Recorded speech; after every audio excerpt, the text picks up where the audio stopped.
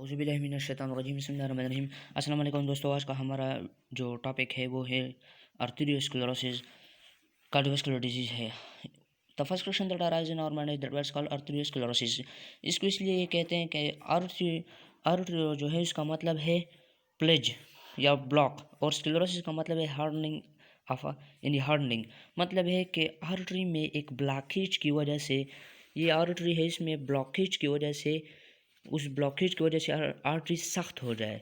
तो इसका डिफिनीशन क्या होगा? The hardening of arteries due to deposition of a fatty material inside a blood vessels. Blood vessel में fatty material के deposition की वजह से आर्टरी के वॉल के सख्त होने की कंडीशन को आर्थरोस्क्लेरोसिस कहते हैं। किस तरह होता है, इसकी काजेज क्या है? याद रखो, 3 मेन काजेज है। वैसे तो बहुत ज़्यादा है। हाइपरलिपिडीमिया खास तौर पर एमसीक्यूज के लिए इंपॉर्टेंट है। एलडीएल जब ब्लड में ज़्यादा हो जाए, लो डेंसिटी लिपोप्रोटीन एक ऐसे लिपिड है कि जब ये ज़्यादा हो जाते हैं ब्लड में इसकी अमाउंट, तो फिर ये क्या होते हैं, ये कंडीशन काज कर सकते हैं। इसके अलावा टेंशन, हाइपरटेंशन, टेंशन ज़्यादा हो जाए, टेंशन की वजह से प्रेशर ज़्यादा हो जाता है, तो ये कंडीशन फिर काज हो जाता है। और टॉक्सिन इफेक्ट, जिस तरह सिगरेट स्मोकिंग के जो टॉक्सिन होता है, ये मैकेनिज्म इसका किस तरह होता है, ये मतलब है किस तरह सख्त हो जाता है, किस तरह ब्लॉकेज बनता है, इसके मैकेनिज्म पर बात करते हैं। ये 3 स्पेसिफिक एलडीएल की जब अमाउंट ज़्यादा हो जाती है या टॉक्सिन जब ज़्यादा हो जाता है ना, तो ये आ जाते हैं। जिस तरह हमने पढ़ा था कि आर्टरी के 3 लेयर है।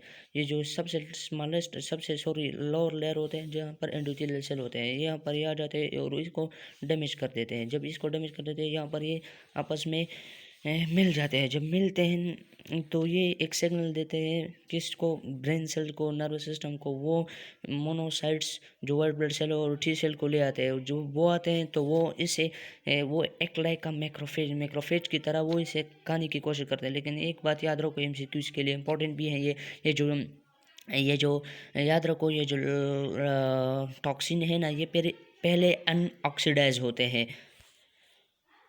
और फिर बाद में फ्री रेडिकल के जरिए ऑक्सीडाइज हो जाते हैं। फिर वो जो टी सेल और मोनोसाइट होते हैं वो इस पर वो उसको खाने की कोशिश करते हैं, लेकिन वो उसको खा नहीं देते।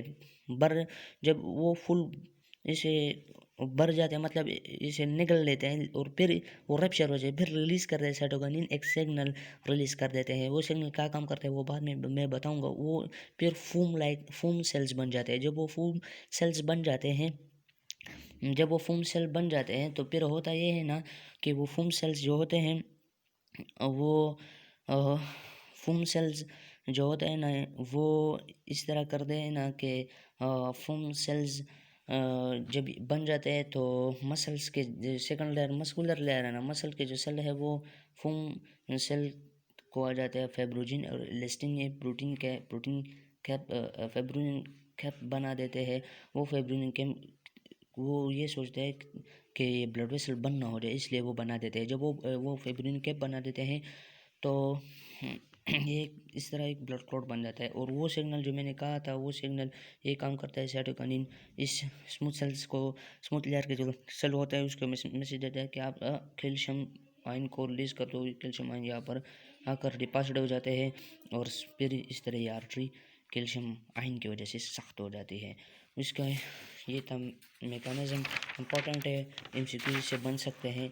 इसके अलावा सिम्टम, इसका मेन सिम्टम ये है कि बीपी फिर ज़्यादा हो जाता है और इसके अलावा ब्लड फ्लो कम हो जाता है और ये जो वाल्व होते हैं ये ब्लड फ्लो की मिकदार को कम कर देते हैं। ट्रीटमेंट क्या होगा? सबसे पहले याद रखो, एंटी एपिडेमिक मेडिसिन दी जाए जिसमें मतलब एंटी लिपिडेमिक लिपिड की मिकदार कम हो। एंजाइटी वाली मेडिसिन दी जाए। एंटी लिपिडेमिक मेडिसिन ये दिया जाए। विसोडाइलेटर दिया जाए ताकि वेसल को खोला जाए। सर्जरी की जाए। Insertion stunt and bypass surgery, bypass और स्टंट की 2 सर्जरी है ये की जाए।